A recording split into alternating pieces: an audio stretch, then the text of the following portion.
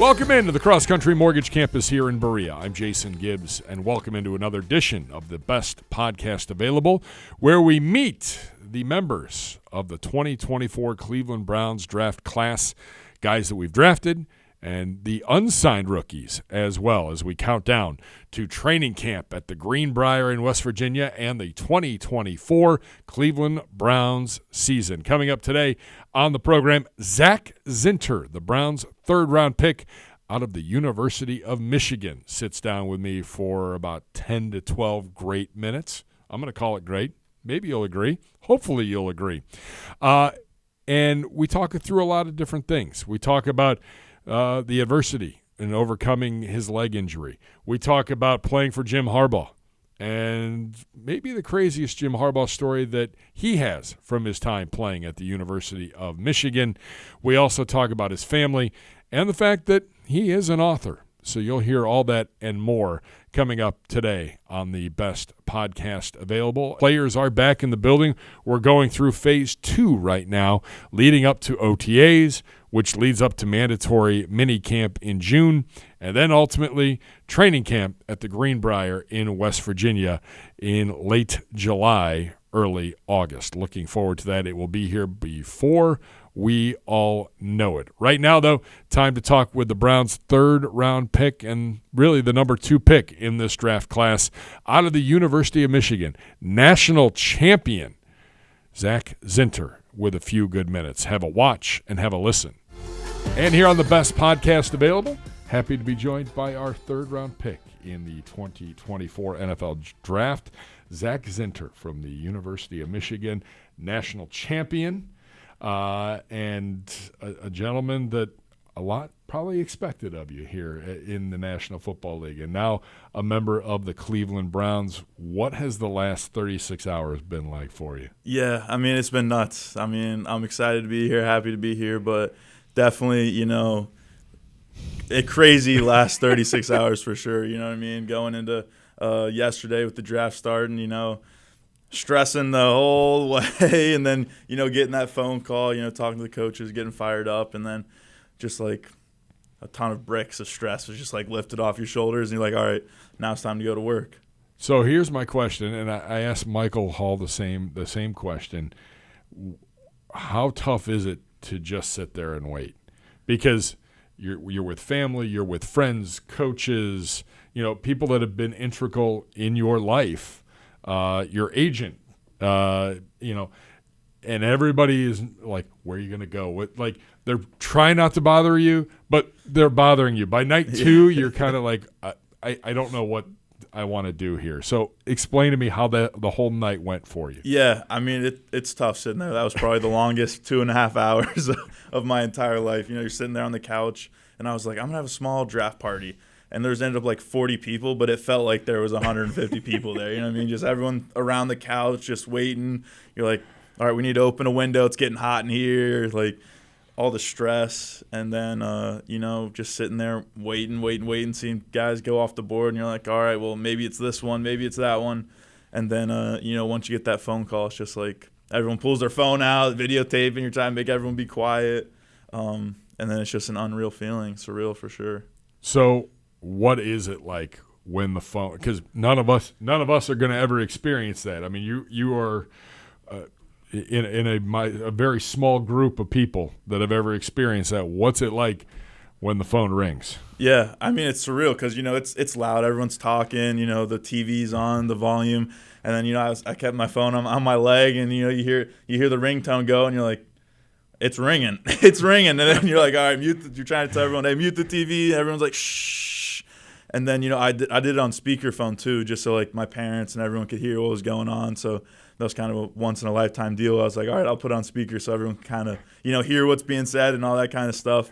But I mean, it's special. I mean, I've dreamed about that phone call since, I can remember. And, I started loving playing football. What did AB and Coach say to you? And who else spoke to you on that call? Yeah, I mean, I feel like I talked to everyone. And, like, at the same time, it felt so surreal. Like, I had to go back and, like, listen to it to, like, remember what had happened. But, I mean, they were like, you want to come off the board? And I'm like, hell yeah, I want to come off the board.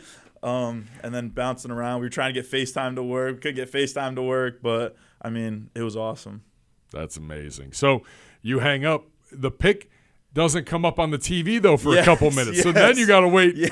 Like there's a I whole think other it was a staging. commercial timeout hit, and I was like, all right. And like they're trying to throw the hat on me. I'm like, I want to put the hat on once it comes across the TV. I'm like trying to put it back, and then I was like an awkward minute and a half or so where everyone's like freaking out and they had like confetti poppers. I'm like, all right, let's just see it come across the TV and then let's freak out again. Yeah.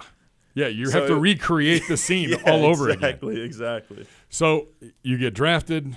Our travel guru, Deb, I'm sure is on the phone at this point and trying to figure out logistically, has it been just a whirlwind ever since? Yeah, I mean, it was a long night for sure. You know, as soon as I get picked, the phone just goes berserk. I put the phone down and then I get keeping these calls. I'm like, all right, I need to answer this. And then, you know, I'm like, all right, well, we're going to be in Cleveland tomorrow, Mom and Dad. And I'm like, our flight's at 11 a.m., so we didn't get a ton of sleep. But, I mean, you know, going outside and, you know, having a celebratory cigar and a drink with the family around the fire pit, I mean, it's something I'll never forget. Massachusetts, correct? Yeah, so, I mean, I grew up in Florida, actually. Yes. And then 8th grade, my dad works for a biotech company, moved us up to Boston for his job.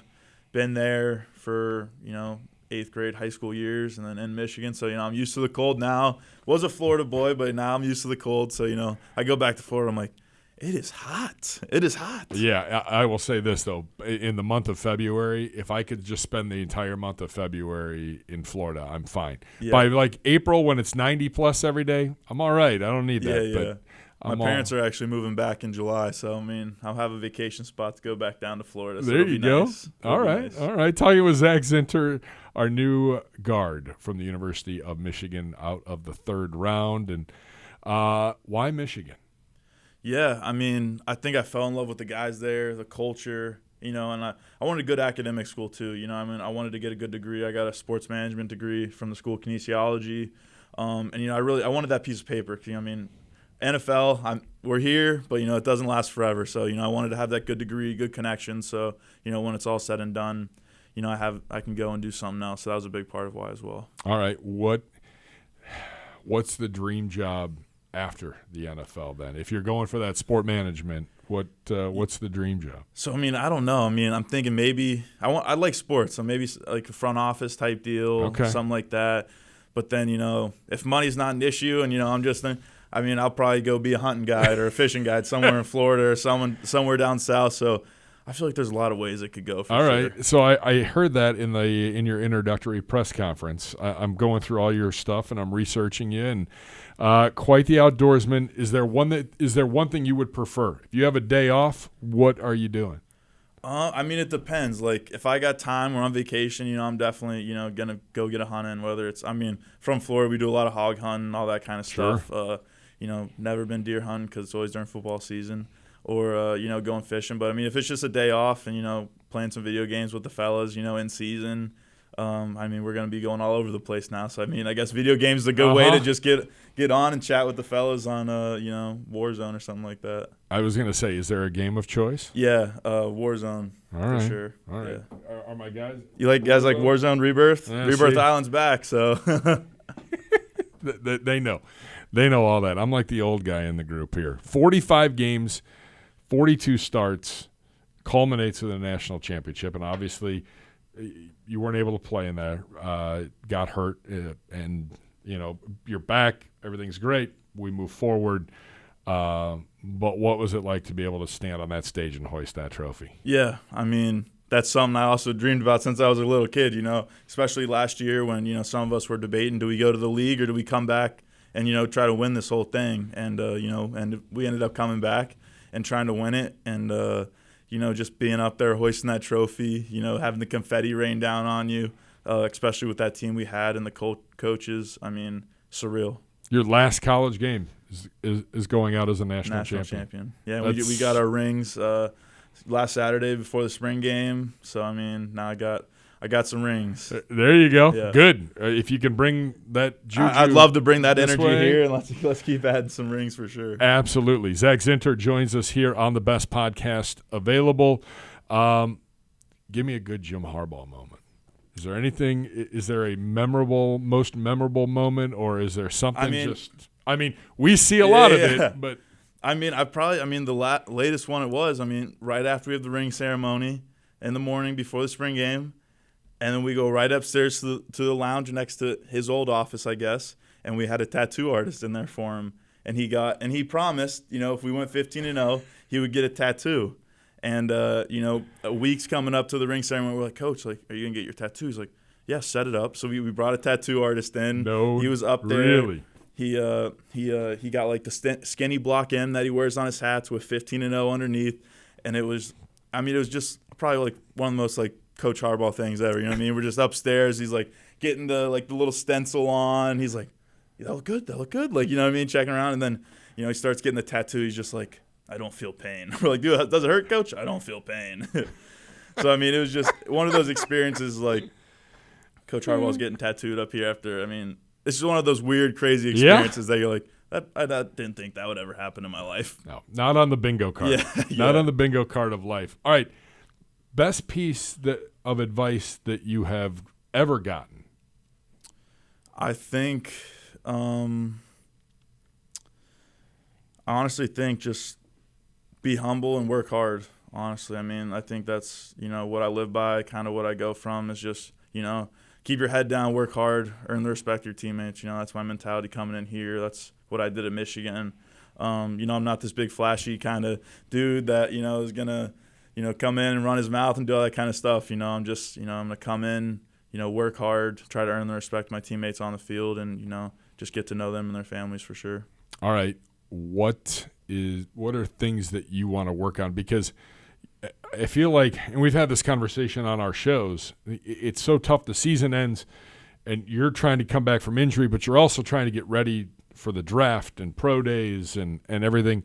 And then you've got to change everything. And now it's getting ready for an NFL season. And There's not really – it's tough going from college to the pros because there's no off season. Like your first off season will be – hopefully in February next year. Yeah. What do you want to work on? What do you want to improve on as you take your game to the National Football League? Yeah, I think definitely, there's a lot of strong D tackles in the league. So, staying low, keeping leverage. I'm a taller guy inside, so, not letting them get underneath me. In pass pro, keeping balance, getting hands-on quick. But, as an offense lineman, there's always something you're trying to correct and critique. You're never perfect. So, I'm excited to get in the room and learn from the dudes in front of me and, just attach it to them by the hip and just soak it and learn as much as I can. I was going to say, how excited are you to work with like Joel, with Wyatt, even Joe Thomas when he's back in town? Some of those guys, maybe learn from DeJuan a little bit, who's got the same issue as you from a height standpoint and getting down low. Yeah, no, I don't think there could be a better situation. Just coming in, learning from those guys, that have been doing it at high level, just seeing how they come in and attack each day, how they attack practice. And just follow in their footsteps and, learn as much as I can for sure. All right. One thing, and this comes from my one radio host, that you want Browns fans to know about you that maybe we don't already know. That you don't know. I'm an outdoorsman. I do have my scuba diving license. I'm not sure if there's a lot of scuba diving around here. There's a couple of quarries in Northwest Ohio. That's where my kid got her certification. Okay, so. Yeah. So, I have my scuba diving license, but just a dude that wants to come in and work hard, whatever I can do to help the team win on Sunday. Must have food. If you can only eat one food for the rest of your life. I'm a steak guy for sure. Boy. Steak guy. Always a steak. Yep. All right. Everybody's a steak guy. I think you're in line for a hell of a steak dinner tonight. Yeah, that's what I heard. They said the spot we're going to is like unreal. They said great steaks, sushi, so I'm pretty fired up. There you go. Yeah. Okay. And is there one other hobby that you like to do outside of hunting, fishing? Actually, I take that back. Let me follow up with this. If you could play another sport, what sport would it be? I'd probably play basketball, honestly. I was hoping you were going down that road. Basketball. Yeah. Okay. Did you play in high school? I played 2 years in high school, freshman, sophomore year. And then I switched to track and field to throw, so I could pretty much just work out. But, yeah, I'd probably say basketball. Those dudes make a hell of a lot of money and just sit there in the paint and, put it up there. Absolutely. Yeah. Zak Zinter, appreciate the time. Congratulations on everything. It's a whirlwind. Enjoy the next couple of weeks with your family, and then we'll see you back here for rookie minicamp and the rest of the offseason here as the vets start to come back and mandatory minicamp, and before you know it, we'll be into training camp and your first training camp in the National Football League. That sounds like a whirlwind coming up for sure, but I'm excited to be here and get to work for sure. So thanks for having me. Congratulations. All the best. Thank you. Thanks to Zak Zinter, our third-round pick and number 2 overall pick in this class of 2024 out of the University of Michigan for a few minutes of his time. Looking forward to see what he can do on the field here this fall in that offensive line room with new offensive line coach Andy Dickerson. Also, I'm really kind of interested to see what happens when he and Wyatt Teller get together regarding hunting, fishing, and shooting guns.